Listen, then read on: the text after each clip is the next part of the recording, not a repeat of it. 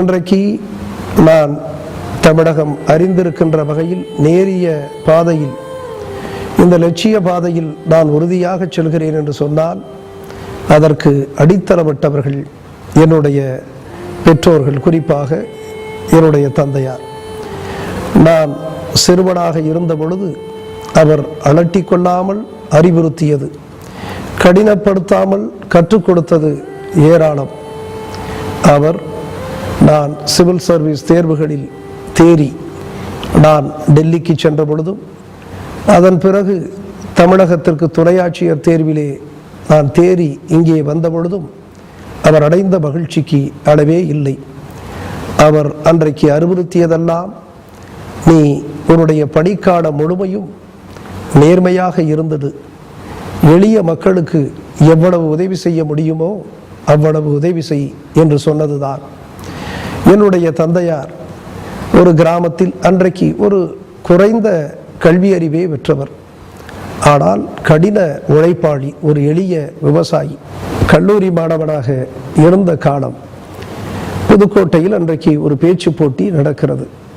எனவே அதிலே நான் கலந்து கொள்ள விரும்புகிறேன். கிராமத்திலிருந்து செல்ல வேண்டும். என்னுடைய தந்தையார் அவர் மிதிவண்டியிலே என்னை அழைத்து செல்கிறார். நான் ஓட்டுகிறேன் என்று சொன்னபோது கூட, அந்த வயது முதிர்ந்த நிலையிலே கூட அவர் நானே ஓட்டுகிறேன் என்று சொல்லி எனக்கு எந்த சிரமமும் கொடுக்காமல் 9 கிலோமீட்டர் அவர் ஓட்டிச் செல்கிறார். பிறகு அவர் என்னை இறக்கி விடுகின்ற பொழுது, நீ இந்த பேச்சு போட்டியில் நிச்சயமாக வெற்றியை பெறுவாய், முதல் பரிசை பெறுவாய் என்று வாழ்த்தி அனுப்புகிறார்.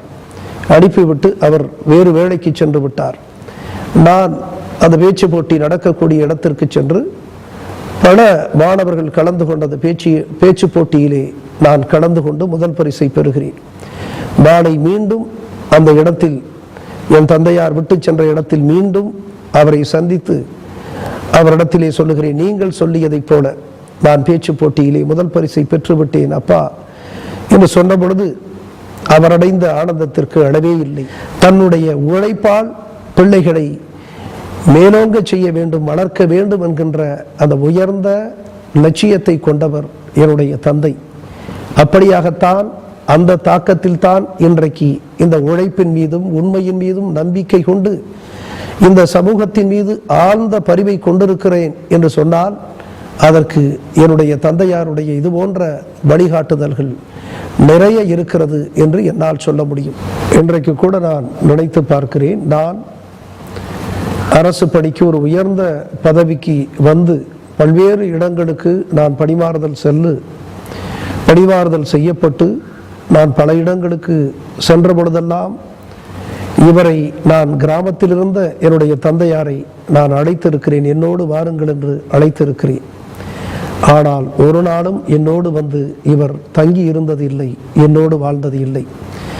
தன்னுடைய கிராமத்தை விட்டு அவர் ஒரு நாளும் வந்தது இல்லை. அப்படிப்பட்ட ஒரு சூழலில் நான் திருச்சியிலே பணியாற்றி கொண்டிருந்த நேரத்தில் அவர் உடல்நிலை சரியில்லை. அப்பொழுது கூட நான் அங்கே என்னுடைய பணியிடத்திற்கு திருச்சிக்கு அழைத்த போது கூட அவர் வரவில்லை. திடீரென்று ஒரு நாள் செய்தி, அவர் இறந்து விட்டார் என்ற செய்தி. எனவே இன்றைக்கும் எனக்கு வருத்தம். என்னுடைய தந்தையார் எனக்கு இன்றைக்கு அந்த வாழ்வு கொடுத்தவர், வாய்மையை கொடுத்தவர், அவரை நான் இன்னும் கூடுதலாக அவரை கவனித்திருக்கலாம் என்கின்ற அந்த வருத்தம் எனக்கு இருக்கிறது. ஒரு சாதாரண எந்த சூழ்ச்சியும் சுயநலமும் அறியாத ஒரு வெகுளித்தனமான ஒரு எளிய விவசாயியாக இருந்த அவர் என் மீது ஏற்படுத்தி இருக்கக்கூடிய தாக்கம் அளப்பரியது. குழந்தைகளுடைய கனவுகளை நசுக்காமல் அவர்களுடைய விருப்பத்திற்கும் ஆற்றலுக்கும் ஒப்ப ஒரு உயர்ந்த கல்வியை அளிக்கக்கூடிய அப்பாக்கள் நம்முடைய சமூகத்தில் நிரம்பி இருப்பார்களேயானால், சமுத்திரகனியனுடைய அப்பாவை போல நம்முடைய சமூகத்தில் இத்தகைய அப்பாக்கள் நிறைய பேர் இருப்பார்களேயானால், தமிழ் சமூகம் உள்ளபடியே ஒரு ஆரோக்கியமான உயர்ந்த உன்னத சமூகமாக திகழும் என்று நான் உளமாற நம்புகிறேன்.